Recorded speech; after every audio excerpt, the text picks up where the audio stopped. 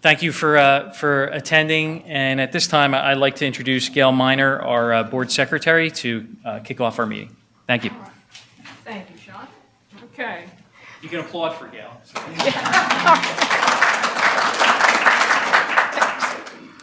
Okay. This time we need to determine that we have a quorum present. Quorum is 15 members. Those of you who are members of the credit union, would you please raise your hand so I can count you? 1, 2, 5, 2, 3. Okay, we have a quorum present. Rules of order here. Our parliamentary process follows Robert's Rules of Order. If you have questions for a committee or the board, you'll be given an opportunity during the meeting to address the committee chair or the board under new business. We ask that you identify yourself as a member and approach one of the credit union volunteers with a microphone. If there are no modifications to the agenda included with your annual report, you can look at that, we'll move forward with the agenda as presented. Okay, well then at this time, it gives me great pleasure to introduce our board director, Mary Ellen Velitis, on behalf of our board chair, Mary Herzig. Good to see you. I'm getting to stand in for our dedicated chair, Mary Herzig. So the McGraw-Hill Credit Union's mission is clear. It's to help members live healthier financial lives. Each business decision is made to ensure we offer exceptional value and a great experience for you, our members. Over the last year, the credit union has embarked on multiple initiatives that will transform the way we help members achieve financial wellness. The launch of new engagement programs has positioned the credit union to offer financial education, advice, and guidance unlike anything in today's marketplace. Looking ahead, the credit union will continue to increase the value of membership and enhance the member experience via new technologies, enhanced security, and financial resources that will help members build a foundation for financial wellness. On behalf of your board of directors and our team of dedicated employees, thank you for your continued membership and support. At this time, I'd like to welcome Sean Gilfelder, the president of our credit union. Thank you.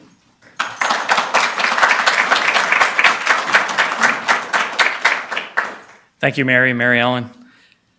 So this is our 81st year of our annual meeting, and as I look back and what our history and our mission and our vision is for the organization and serving our membership base, I've reflected on events that have happened this past week, and it's been rather interesting as we look at things that have occurred in our marketplace, not only from a financial services perspective, but overall within the scope of our economy. And this week in review, it gave me an opportunity to reflect on several events. This past Monday night, just a quick question for all of you. Did everyone enjoy the debate between Trump and Clinton? Okay, it was, I think, rather interesting. I'm not going to choose a side, but I do have, one question that wasn't asked during the debate, and that was, if Don and Hillary were both on the same sinking ship, who would survive? And the answer is America. So that was. I don't know why they didn't answer that question. It's been rather interesting as I look back on the changes and what's happening within our industry. Sunday night I had to return a package that I had ordered originally through Amazon and filled out the receipt, put it in a box. Monday morning at 6 a.m., that returned item, the new item, was on my front porch. So Sunday evening, somebody from Amazon had delivered the returned item before I even had a chance to return the item. And I share this with you is that is the pace of change that is happening within our environment. So that was Sunday evening. Last Wednesday, we had an F-15 fighter jet fly over our home and intercept a plane that was flying in the no-fly zone for the UN meeting. Came down at about 600 miles an hour, shuttered our whole house, scared everybody in the neighborhood. And I watched this fighter pilot very efficiently intercept this plane as it was flying through, the valley. And I say, well, you don't see that every day either. Later that day, the Fed meeting, they decided to hold interest rates. And as we're looking at the interest rate environment that we all operate in, I'm sure you've all seen the news about negative interest rates over in Europe. And we're seeing large money managers starting to invest their money as a hedge against the equity markets and investing in negative returning bonds. Never thought as we were moving forward in our 81 years of history that we would see these types of events. And then the week kicked off with our friends from Wells Fargo. And I had an opportunity to talk to our staff. Many of us that are in the banking industry had started out in a commercial banking institution.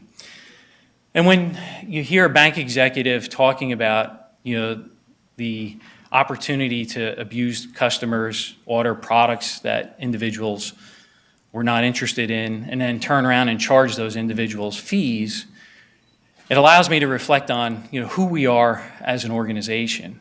And amidst all of these changes and challenges that we have within our industry, it reminds me of our mission and our purpose. And that is, as we look at our friends in the commercial sector and how they're generating profits on the backs of consumers and really promoting certain practices that we would never find within the scope of our business, I look back on that and I say, I wish them well in the future, because I think this is the time that consumers really have to look to credit unions and the mission of our institution as we go forward and the vision that we have for our membership base.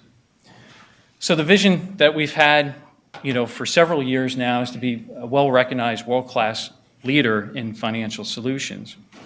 This holds true as we build trust and value with our members every day, and that's through the experiences that we create day in and day out. And as we're moving forward and we're looking at the expectations of our membership base, I just thought it'd be good to share with you, back in 2005, we were a very branch-centric organization, and as you look forward 10 years later, ATM locations, online banking, and when you look at the comparative to 2005, there was no mobile applications for us to offer out our membership base, but you can see how that continues to grow, and that's the traffic that we are creating with our members to serve their financial needs. And one of the things that we did last year was we rolled out our Financial Wellness Center at 55 Water Street. And the purpose of the Financial Wellness Center was to connect the virtual opportunities that we were creating with our members in the physical environment. So it gives them an opportunity to be in that immersive environment and understand what is available to them in the virtual space and what value that we can create as we move through that mobile channel and as we move forward with our initiatives and engaging the financial health and wellness of others. So as we move forward in that space, we also measure value as we go forward. And this graph is from our friends here at S&P Global, just measuring the overall program value of being a member of McGraw-Hill Federal Credit Union. So comparatively speaking, nationally, institutions that are 200 to 500 million in assets, your institution ranked 10th out of that group. So just measuring the overall value that you receive as participating individuals, we continue to stay focused on bringing that forward. And that focus is really driven by the core values of us as an institution. So these are the guiding principles that the staff, the management, the board looks at as we make our decisions, and we make those decisions based upon the set of values of integrity, member focus, teamwork, the value that we create as employees, and the responsibilities that we have in serving all of you. And we recognize that we don't exist without our membership base. Our membership base is critically important to us, and we want to continue to serve you for another 81 years. So as we look forward to the future, we recognize that engagement is no longer geographically constrained. We are able to engage our members across the United States. The initiatives that we're creating within the space of financial wellness is really a state of being that is how do you feel about your financial condition? Are you able to meet life's challenges? Do you have the opportunities to build out the resources in the event that life happens? And that's what we see most of the time when members come to us, with their questions about certain events in their life. Do they have the resources to best understand how to combat those challenges? So as we move forward and we recognize that our members are diverse and they are coming to us with various needs as we go forward, our initiatives within financial wellness, the past year we've served over 1,800 individuals that are participating in various programs that we've developed and we have to offer. This is the opportunity for us to move forward with them and look to serve their needs as we look forward to the future. So with that, I'd like to just again thank the membership for their participation, our board for their dedication, the committees that serve the board and the membership base. Without all of you, we do not exist. And I think your opportunities with us to go forward and meet life's challenges with all the uncertainty that may exist in your daily lives, just know we are still here committed to the mission of serving all of you and delivering financial wellness at its core. With that said, at this time, I'd like to introduce our board treasurer, Ms. Sue Young, for the treasurer's report.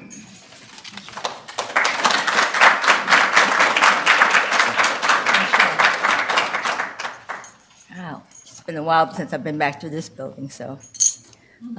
Good afternoon, everybody. McGraw-Hill, okay. McGraw-Hill Federal Credit Union continues to be a leader in providing financial education and an unparalleled member experience. The credit union continues to commit to investing in transformational technology that supports a member-centric focus and helps us stay competitive in an ever-changing marketplace. I mean, you've seen it. You've seen things go up and down, and it's difficult. So hopefully you appreciate Sean's leadership, the board, and everyone else to keep your finances safe. The credit union remains well capitalized at 11.88%, well above the 7% minimum required to consider a well-capitalized credit union. Be proud. At this time, it is my pleasure to introduce our Chief Financial Officer, Jesus Moreno, who will share the results of our financial performance.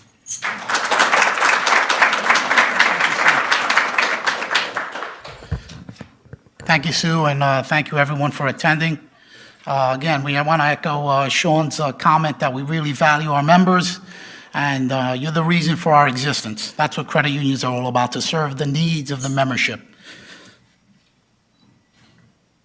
So I'd like to walk you through some summary elements of our balance sheet, our income statement, as well as some financial performance measures over the course of the last several years, but in particular, 2016. We ended 2016 with $364 million worth of assets, $12 million lower than last year, but $61 million higher than 2014. That was pre-EA merger. The largest component of our assets are our loans, approximating $278 million. And in addition to that, we have approximately $58 million of investments. So those are the two largest components of our assets. Funding the asset side of the balance sheet are liabilities and members' equity. The largest component of our members' equity, of course, are shares, substantially all of which are member shares. And in addition to that, we have approximately $37 million of funding provided by borrowings, non-member shares, as well as other liabilities.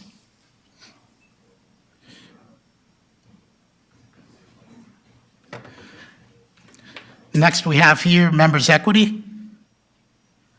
We ended the year with approximately $44 million in members' equity, substantially higher than the 2014 balance of approximately $39 million.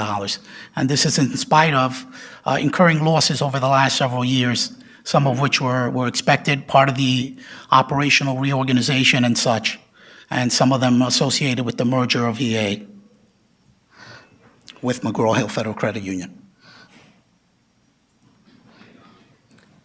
Next up are some summary measures of our main revenue and expense components, in fact, all of them. In 2016, we suffered a loss of $1.2 million. So I'd like to explain the various components related to that. In 2016, we had $12.2 million worth of revenue associated with interest that we earn on our loans and our investments, which is better than the revenue we pulled in from interest in the preceding 2 years. Secondly, we have approximately $2.2 million worth of fee income, and that's generated from things like credit card interchange income, fees for services, fees for loan servicing, and the like. So that's a healthy number, and we expect that to continue to grow. Offsetting the revenue that we bring in are the expenses, the primary component of which are non-interest expenses. Non-interest expenses are exactly that. They're the expenses we incur related to paying our salaries and benefits, for maintaining 3 locations, for providing electronic banking services, and on and on. So all of those expenses are included in the $13.2 million of non-interest expense, and that is the far right column. On top of that is $2.4 million, and that's associated primarily with the interest expense on the funds that we use, shares rather, as well as borrowings, as well as loan loss provisioning. The total figures amount to, actually I don't have that there, about $15.6 million of expense, which exceeds our revenue for the year, at least in 2016, by $1.2 million, which is still several $100,000 better than the preceding year. So I'll move on to the composition of our loan balances so that we can kind of touch on some of the value that we add to our members. We have a total of $235 million of member loans on our books as of June 30th of 2016. That represents approximately 64% of the size of our balance sheet and over 80% of the loans that we've extended. So that's some of the value. And what types of loans? Of course, there's first mortgages, home equities, consolidated student loans, auto loans and leases, and the like. All the types of funding needs, where we're addressing the funding needs of our members. And you can see the growth in that. In 2016, we originated over $63 million in loans. In 2015, we originated over $58 million in loans. So we are providing and meeting the needs of our membership. Lastly, I'd like you to walk you through a few financial performance ratios, the first 2 of which relate to credit quality.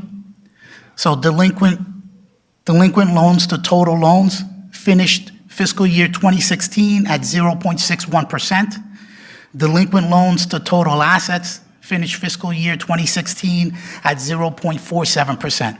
Those are really outstanding measures of credit quality. They're less than half. The lower that measure, the better the credit quality. So those figures are less than half of our peers. Our peers are north of 1.3%. For the first ratio, as well as north of 1% for the second ratio. The third ratio relates to operating efficiency, and that's something we've struggled with. You saw that in the losses over the preceding years. Non-interest expense has been a big component, but we have worked to reduce our operating overhead. Operating expense to average assets ended 2016 at 3.53%. Which is better than our performance in 2015, as well as our performance in 2014. And furthermore, in the final quarter of 2016, our operating expense to average assets was 3.31%. And we're well positioned to continue to maintain that at even lower levels. The last ratio is a measure of profitability. So because we've suffered losses, these ratios are negative. We want these to be higher. Return on average assets was minus 0.33% in 2016, which is an improvement over 2015's performance.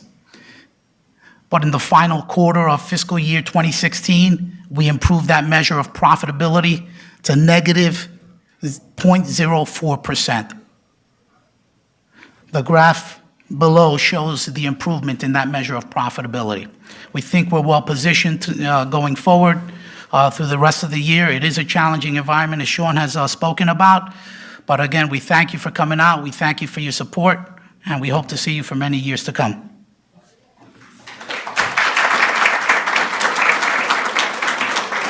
At this time, it gives me great pleasure to introduce Mary Ellen Villegas. Thank you. I'm back, all right. I'd like to thank the members of the committee for their hard work as volunteers. So I have the benefit of also chairing the Governance and Nominating Committee, which is comprised of John Derry and Stephanie Hoops. But I'd be remiss if I didn't thank Sue Young, who served on the committee for many, many years and helped with a nice transition as I took on that committee chair. So thank you for that very much.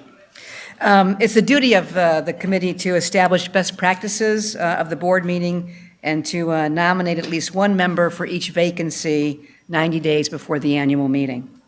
All nominations go in front of the board for approval prior to the election cycle.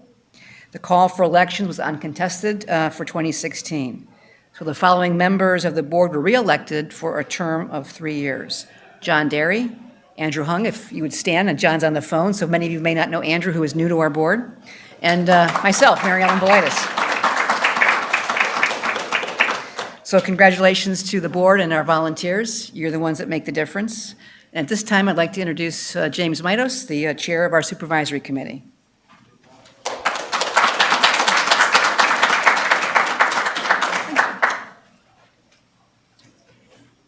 Thank you, Mary Ellen, and good afternoon to everybody. The Supervisory Committee, or in some parlance, the Audit Committee's responsibility is quite extensive, but it comes into 3 areas. One is to ensure the integrity of the credit union's financial reporting. Second is to ensure compliance with legal, regulatory requirements and rules. And third is to evaluate and test the internal controls and business operations within a risk management system. To complete these responsibilities, the committee engages an outside CPA firm, Clifton, Larson, and Allen, to audit the financial statements. We also appoint an internal audit firm, OCM, to perform internal examinations, which review business procedures and activities so that they comply with policies that are set by the board and with the rules and regulations. The Supervisory Committee is a separate group of volunteers who are not generally board members. I am not a board member. Manny Velez, who serves on the committee, is not a board member, but we are allowed one board member, which is John Derry, who's also on the committee. And I'd like to thank them for their service this year. We've had a rather active year with changing audit firms and basically looking at many issues on the regulatory area. The Supervisory Committee's report to the membership is included in your annual report, in which gives a more expansive description of what we do all year. So I summarize it best here. The 2016 financial audit, which is probably our most important activity, was completed for the fiscal year ended June 30th, 2016. That was completed by our outside audit firm, CLA. The balance sheet and income statement, again, is summarized in your annual report. CLA has issued an unmodified opinion on the financial statements, which is basically to say that they represent, fairly and appropriately present the financial condition of the credit union. Or in other words, we have a clean audit report. So with that said, I'd like to turn it back to Sean, our President and CEO. Thank you.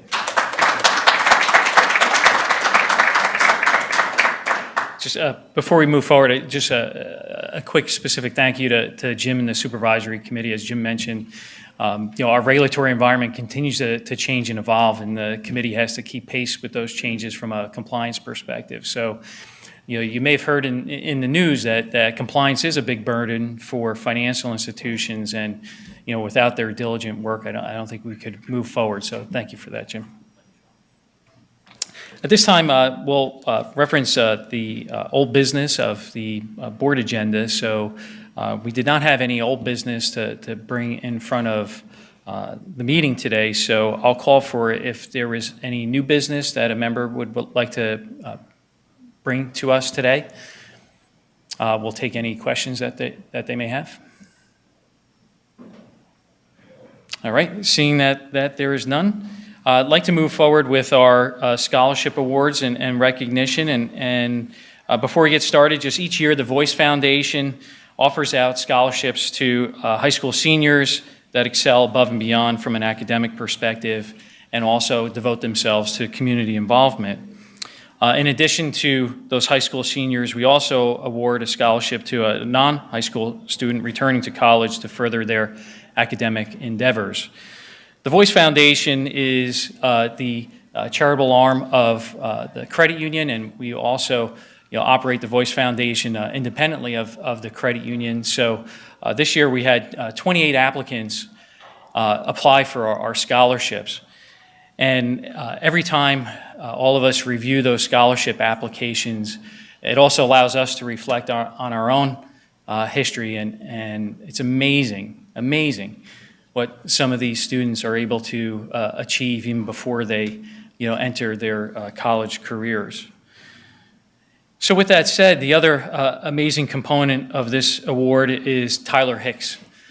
Tyler has been a longstanding member of this board, and we have, since over the past few years, named the scholarships the Tyler G. Hicks Scholarship Award. So at this point in time, I'd like to welcome Tyler up to the podium to welcome our scholarship recipients.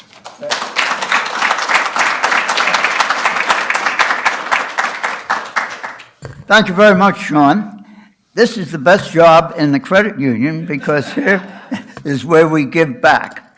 And the recipients this year are Bethany Bulanga, our grand prize $5,000 winner. Bethany is attending Boston University in Boston, Massachusetts. Next is Marissa Anzalone, who's attending St. Joseph University in Philadelphia, Pennsylvania. Third is Kyle Vasilina, attending Rochester Institute of Technology in Rochester, New York. Fourth is Kaylin Harrell, who's attending University of North Carolina in Wilmington, North Carolina. Next is Julia Miles, who's attending Quinnipiac University in Hamden, Connecticut. And last is the student returning to college, Serena King, who's returning to Capella University. It doesn't say here where that's located, but we look forward to continuing this program in 2017. And now we have some slides for the students. Hi, my name is Bethany Belanger. I'm a freshman at Boston University, and I'm majoring in secondary English education. I want to be a teacher because education is something I'm passionate about. I'm drawn to the field because I love school. I love critical thinking, learning, reading, and writing. I'm hopeful that this scholarship will help me in my long-term goal of bringing more attention and recognition to the field of education. My name is Julia Miles. I'm a freshman nursing student at Quinnipiac University, and I just wanted to express my gratitude and emphasize how grateful I am for being chosen to receive one of the 2016 Tyler G. Hicks College Scholarships. The reason I want to become a nurse practitioner is because I hope to make some kind of impact on the world.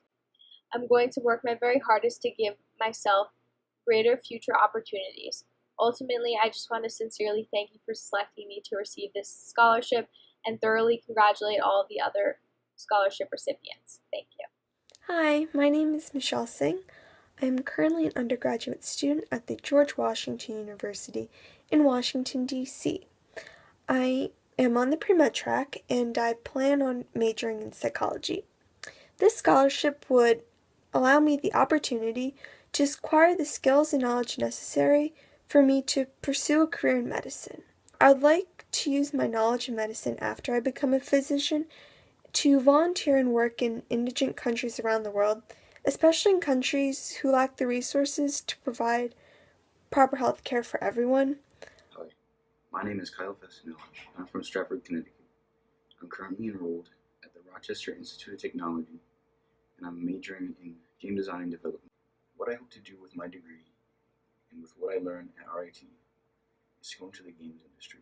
Tyler G. Hicks Scholarship will help me realize my ambitions. Through the co-op program at RIT, I'll be able to gain real experience in the industry and be job ready at the end of college. This scholarship will help me pay for the schooling I need. Hi, my name is Kaylin Harrell, a recent graduate of Terre Haute South High School in Terre Haute, Indiana. Currently, I'm enrolled as a freshman at the University of North Carolina, Wilmington.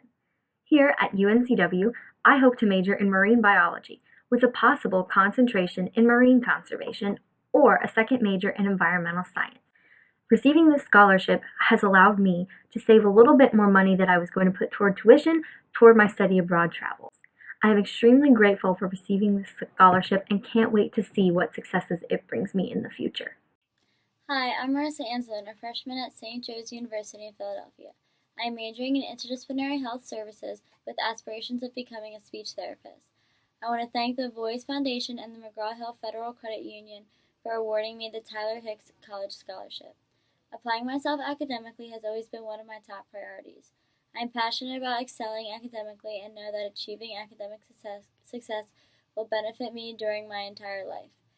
Hi, my name is Serena King, and I just wanted to thank McGraw-Hill and staff for selecting me as one of the recipients for the TGH scholarship. I plan to use the funds so that I can further my efforts as it relates to my mentoring and authoring books, speaking, as well as hopefully doing a book tour soon. So I'm working 40 hours a week and I'm still balancing the dream with my job. So this will definitely help me continue on my path. I can't wait to see what comes of this.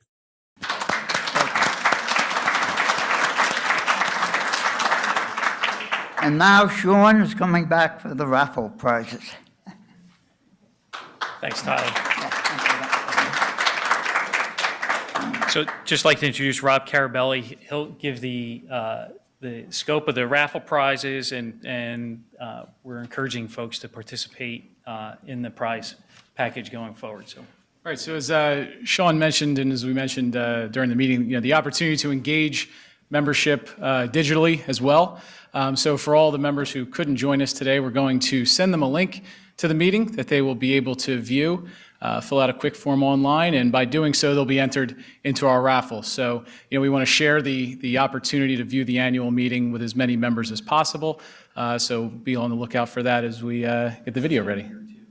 Oh, as well as everybody who's here today. Okay. Thanks.